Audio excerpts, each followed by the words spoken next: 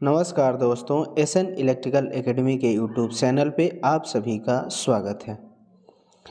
Bihar PCL के exam देने वाले स्टूडेंट के लिए ये स्पेशल इलेक्ट्रीशियन थियरी के क्वेश्चन हमने इस वीडियो में इंक्लूड किया हुआ है। वीडियो को कंप्लीट वॉच कीजिएगा।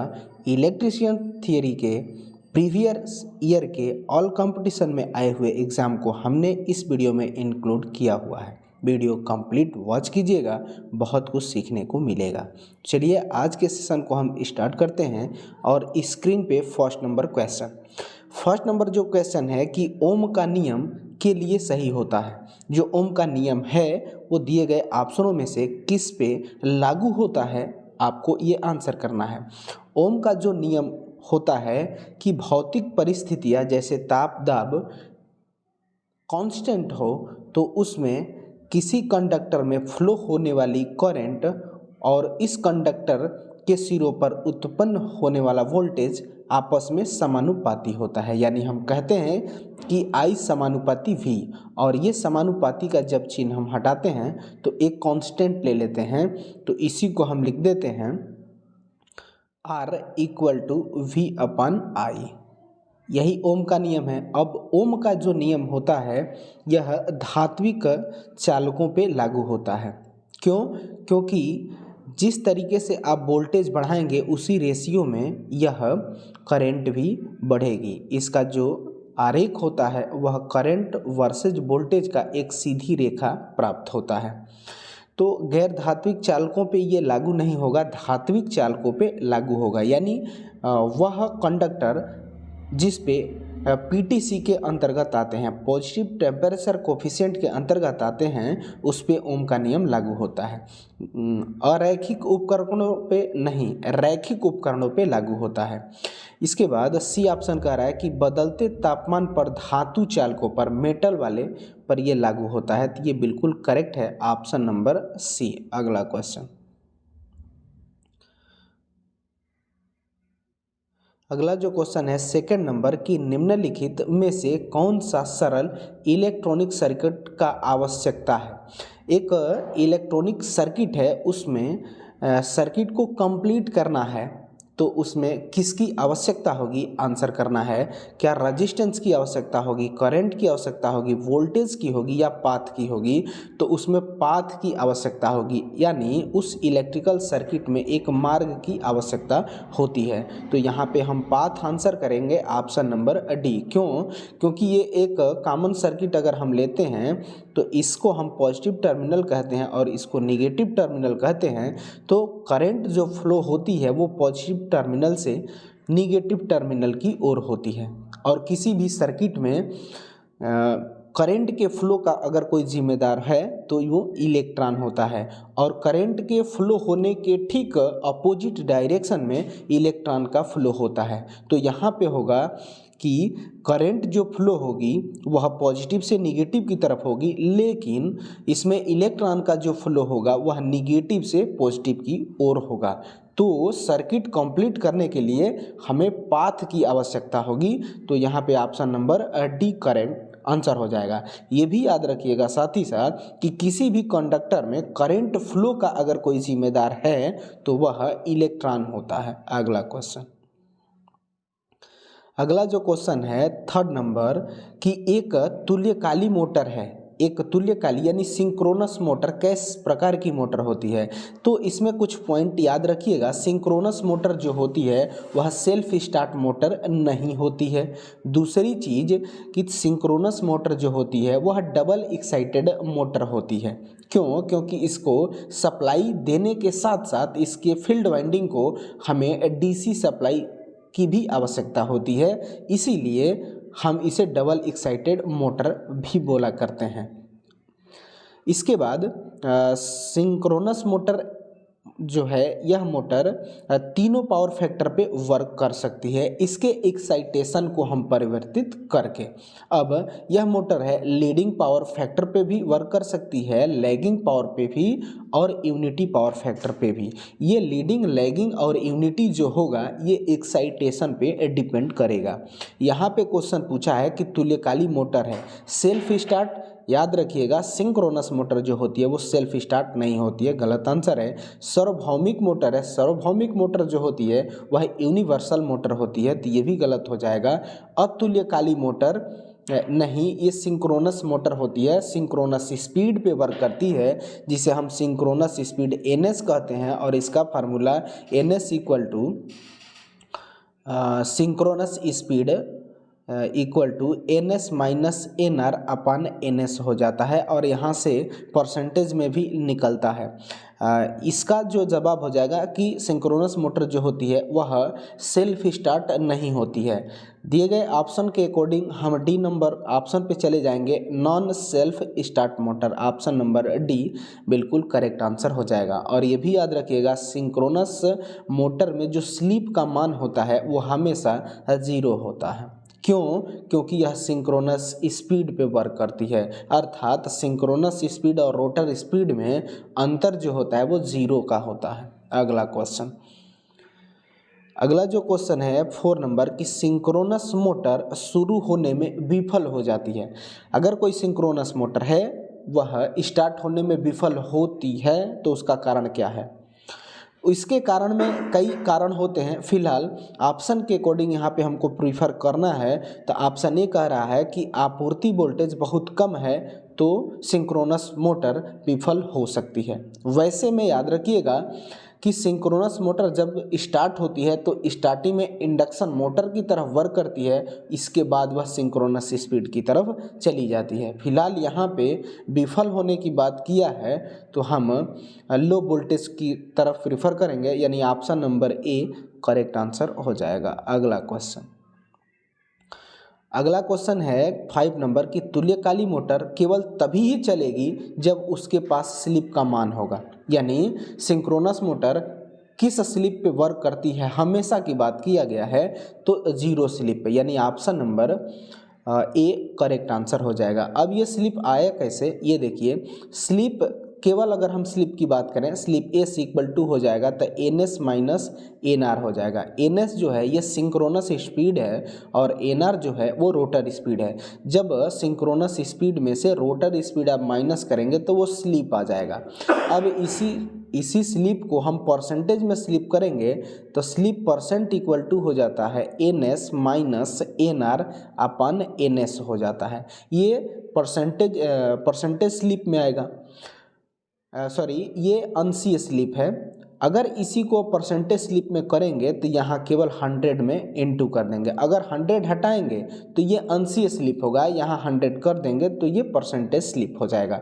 फिलहाल यहाँ पे 0 आया कैसे, वो चीज़ देखिए कि रोटर जो स्पीड है वह सिंक्रोनस स्पीड से सदैव कम स्पीड पे ही चलता है सिंक्रोनस मोटर के बाद वाली मोटर पे।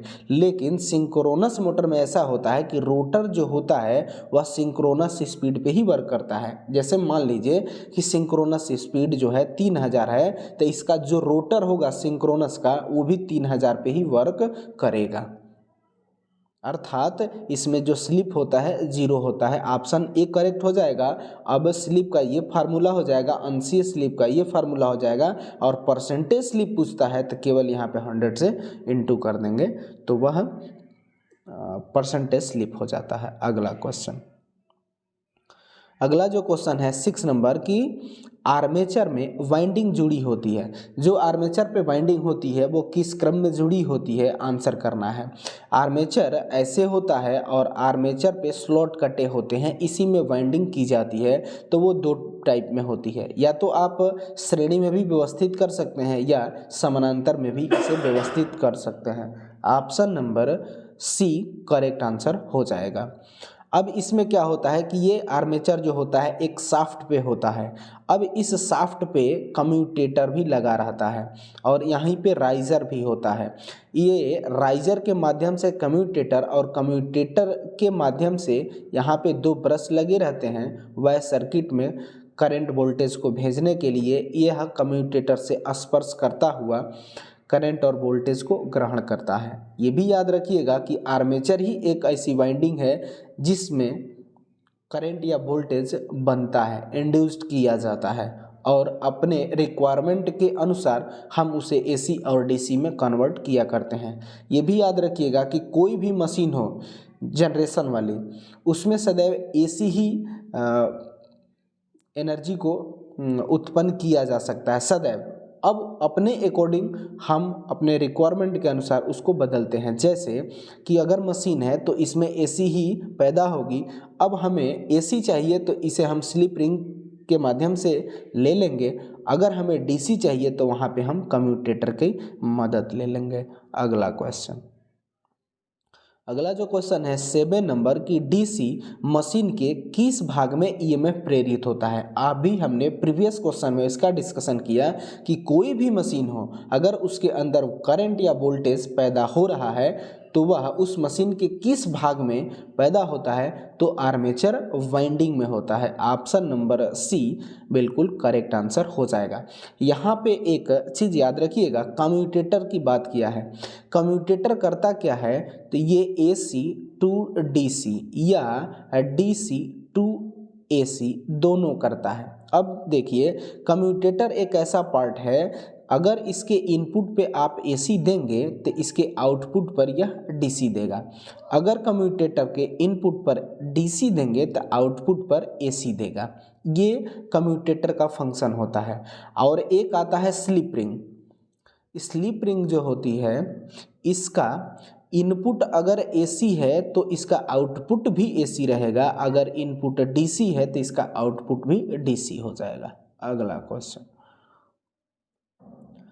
अगला जो क्वेश्चन है 8 नंबर के 6 पोल डीसी मशीन में आर्मेचर में डुप्लेक्स वाइंडिंग है, कितने ब्रश मशीन के पदों की आवश्यकता होगी।